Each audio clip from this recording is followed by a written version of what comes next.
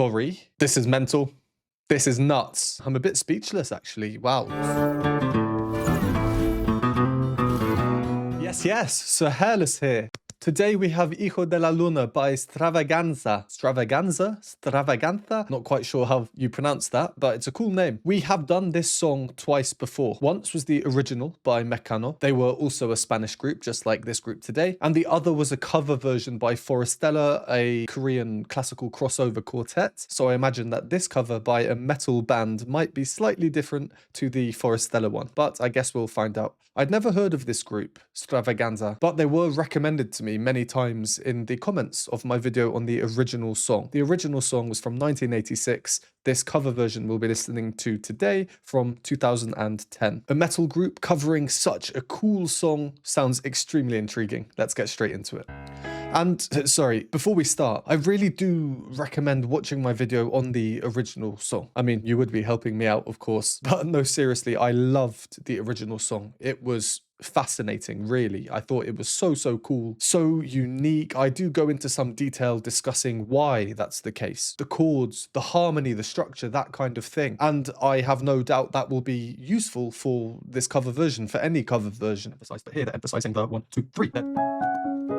So now the bass part is joining that, doubling its strength. It's the same chord, except the first one is minor. So if that interests you, please check that one out first. I'll leave a link to that in the pinned comment. And whilst we're here, just on the lyrics, I'm not a Spanish speaker. So if there are any differences in the lyrics between this and the original version, I probably won't notice them. So do let me know if that happens at all. I'll put the lyrics on the screen now, 4 screenshots. So please pause and have a read. It was a very interesting story that the lyrics portray. Again, I explained about that in my original video. All right. Now, let's get straight into it.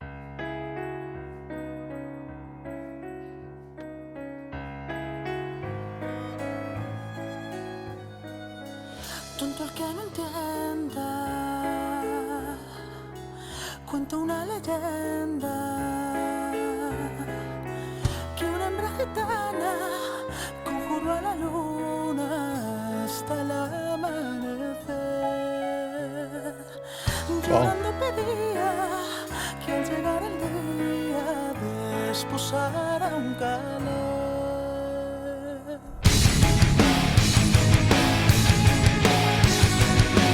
Tendrás a tu hombre piel morena, desde el cielo no la luna llega, pero a cambio quiero que el hijo primero que defiendes a él, ya que su buen moda para no estar sola poco le iba a querer.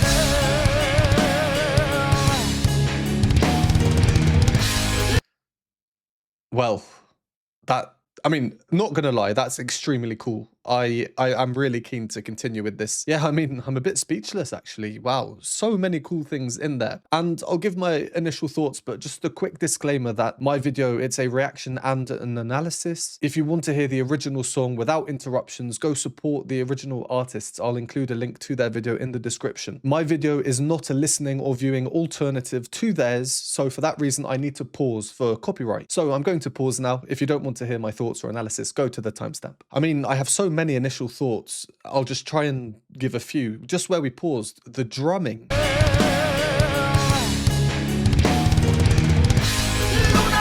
Sorry, that's really quick. Let's have a listen on slow-mo. I can't really justify with words how insane I think that is, but in slow-mo you can hear the accuracy, and then when we listen to it not in slow-mo, in real speed, yes, this is not fast-forwarded. Amazing. As for the singer, the lead singer, what a voice when he comes in. So much air in the voice, and it's a very subtle blended voice. It's not pure head voice, it's certainly not pure chest voice. It almost sounds like a lady.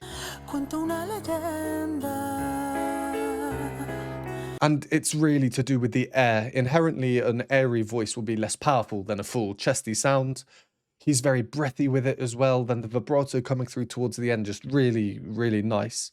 A big contrast for later on when he starts singing as well. I mean, we just have everything in there, don't we? The little squeak going up. This now is a more chesty sound. I love his vibrato. Such a large vibrato, I'm going to call it. If we imagine vibrato as basically fluctuating really, really quickly between two notes, his vibrato is kind of slow, so the fluctuations are much more noticeable, almost like he's just going back and forth between two notes. But it's big as well, and it seems quite exaggerated. I think it just really suits this style of singing. He doesn't always choose to implement it though. Not at all in that phrase. What he does instead though is these little trills, essentially. In essence, they're the same thing as a vibrato, fluctuating between two notes, but vibrato is sustained. This is not, it's much more exaggerated, like little ornaments in a way. Ornamentation, it's got me thinking of the Baroque period, because everything to do with the Baroque period was all about ornamentation, embellishment, and the aesthetic, I think, is quite in line with that.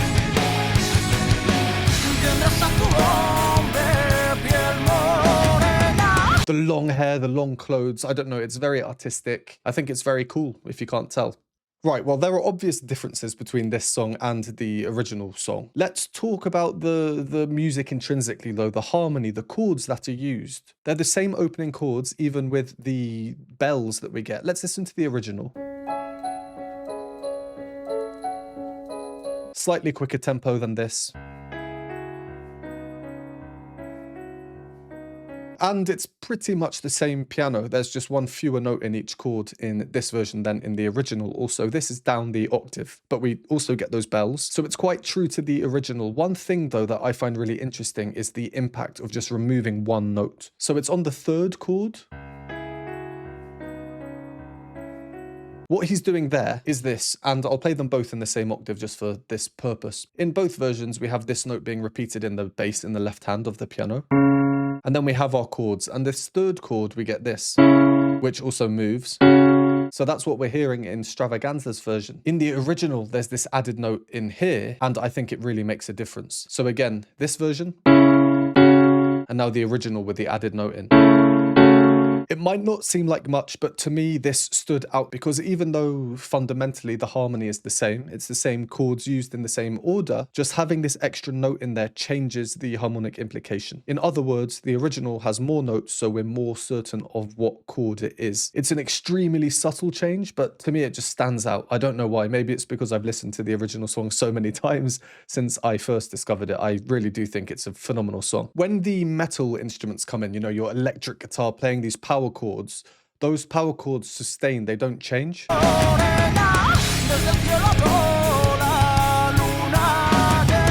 The rhythms change though, so we have a sustained chord, and then cha-cha-cha-cha-cha. So again, it's like the same harmony, but they've just done something a bit different to make it sound a bit different. Like I mentioned before, I have discussed the chords, the harmony, the structure in detail in my original video, with editing, with clips of me playing the piano part, all that kind of stuff. So I won't do that again here. I think it's quite important. I mean, that is what we do on this channel. We give you analysis on these songs that you don't get anywhere else. So once more, if you are interested in that, please do check out my video on the original song. And it actually works because they are performing in the same key. They haven't changed the harmony or the chord progressions. We've just touched on some of the stuff they have changed, and I'm very keen to continue with this song. So let's carry on.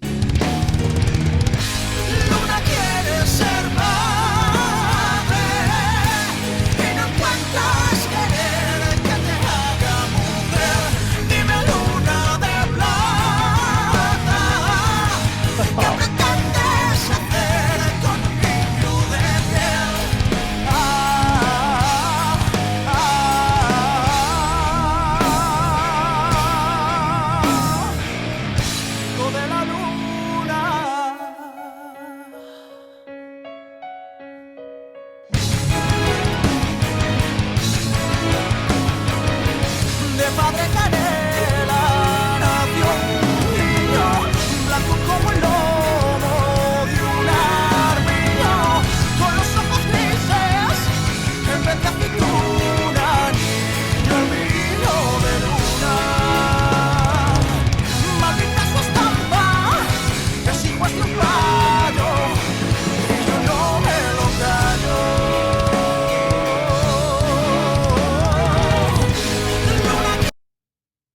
This is mental.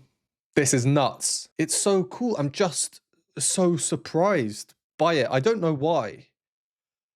Like, it is a metal band doing HIJO de la Luna. I don't know. I don't know. I'm just so pleasantly surprised by it. Recently, I have been getting a bit more exposure to metal music thanks to you guys. If this is your first time on my channel, I basically didn't really know anything about metal music. I've received recommendations of Disturbed or Nightwish or Dan Vasc and many more to come, I'm sure. If you want to see my other metal videos, I do have a metal playlist card up here. But yeah, there's some crazy things out there. That's the beauty of having an open mind when it comes to music, huh? Well, we'll do our second pause here, just go over a few things before we carry on with this very entertaining song. I just want to give a shout out to the everything about the aesthetic here, and I also really like this guy.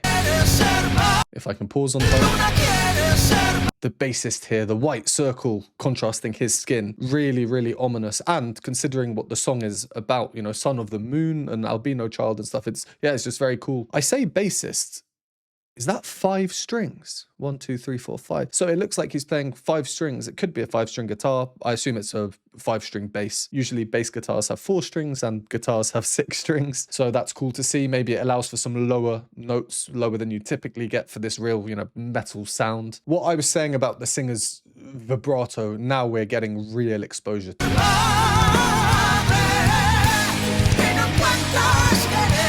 With some subtle harmonies lower down, nothing too over the top. And his style of singing, it's got a somewhat Arabian feel or quite an Eastern feel to it. I don't know if that's just me, but it's just really cool. This bit I'm about to play, the harmony, it's important, especially the bass line. I often say the bass part, the lowest part we hear in music, acts as the kind of harmonic foundation underneath everything else. It's very good at telling us where the harmony might move or showing us where it's moved to. So this bit. Dum, dum, dum. And then in the original we get this really nice descent. Dum, dum, dum, dum.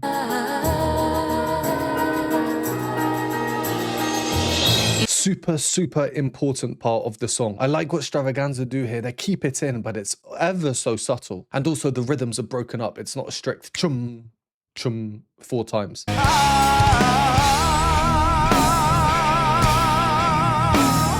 The percussion almost has an overpowering role. It comes in at the same time we receive each one of these descending notes, but just like a big bang. One harmonic difference, similar to what I was mentioning earlier about the power chords not moving with the harmony. That happens now, it's really obvious to hear.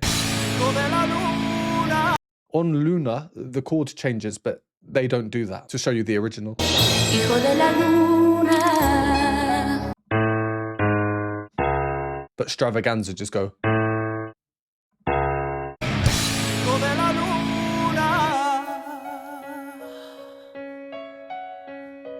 And what's that? Ah, now they do use the higher up piano from the original song, not like they started with. And one other thing that I really liked about the original was their use of instrumentation. I think I might have said in my video that I thought it really sounded like film music. When you have all these strings, everything to just thicken the instrumental texture.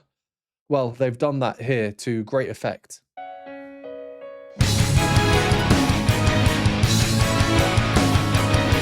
Violin. Heavy metal guitar, windmilling, headbanging, they're not two things typically you might put together. And this is something that I'm really loving about the metal music I have heard so far. Not much, to be fair, so please comment down below other good examples of metal songs you'd like me to see. But it's just how seamlessly they can kind of mix elements of different styles of music, whilst being so different. The strings, everything is sustained. But underneath, you have the metal instruments and the percussion as well. Really clever, really, really clever arrangement. Let's carry on. If you enjoy these videos or find them helpful, please consider supporting me. Patreon has a bunch of exclusive benefits, behind the scenes videos, additional reaction content, Q&A videos, and more. For a one-time donation, you can donate me a hot chocolate at the Buy Me a Coffee link, or become a YouTube member for these groovy emojis and membership badges. And a huge thank you to these lovely people on the screen now.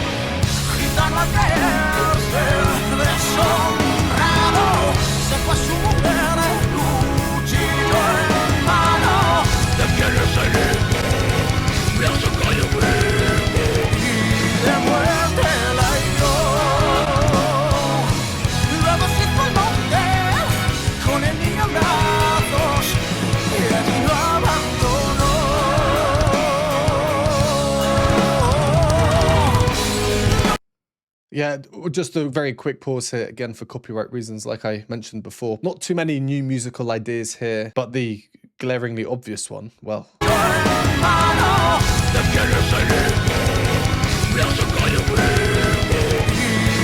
I don't know why I wasn't expecting that. I guess I just got so used to the almost like the melodiousness of the music so far. In my opinion, that is not as melodious. And I'm in two minds about it. I'm not sure if I enjoyed that or not. If that was the majority of the song, maybe I would not enjoy it. But it's different, unexpected. The video as well going red at that moment. Yeah, really, really interesting. I'm just thinking about the use of the strings that we were talking about earlier when they have these high moments. In the original song, a lot of that is done on the piano. You hear the piano there and then the strings coming in, kind of acting in a call and response.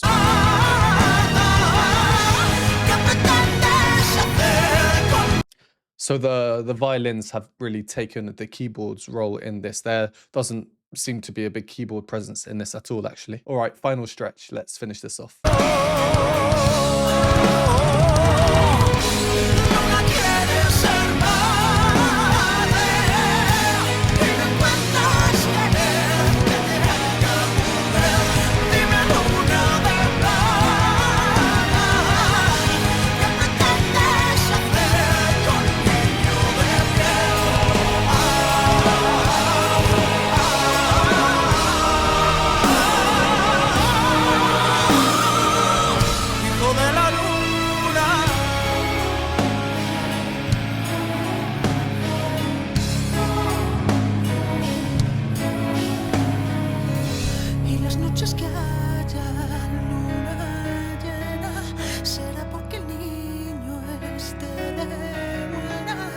Si el niño llora, menguará la luna para hacerle una cuna. Y si el niño llora, menguará la luna para hacerle una cuna.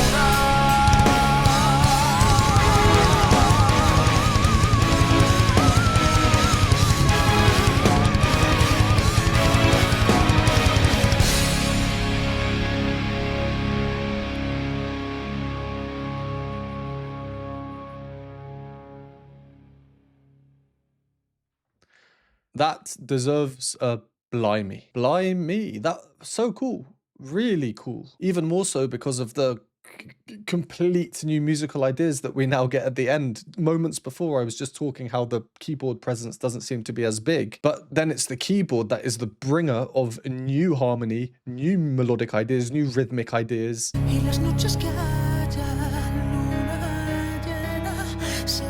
That's nice. And the harmonic changes as well, they are just not what we'd expect. Completely different to the original. But that said, you still get that very recognizable motif in the upper hand. Another harmonic change that is very subtle, but to me it just made all the difference. It increased the tension like tenfold. Is here. It's the accent now that's new.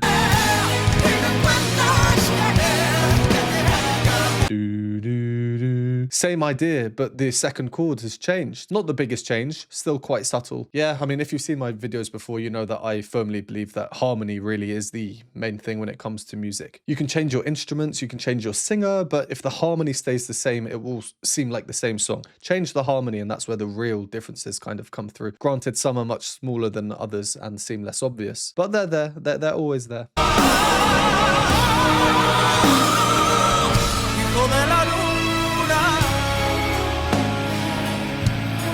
So good. And the choir that comes in as well.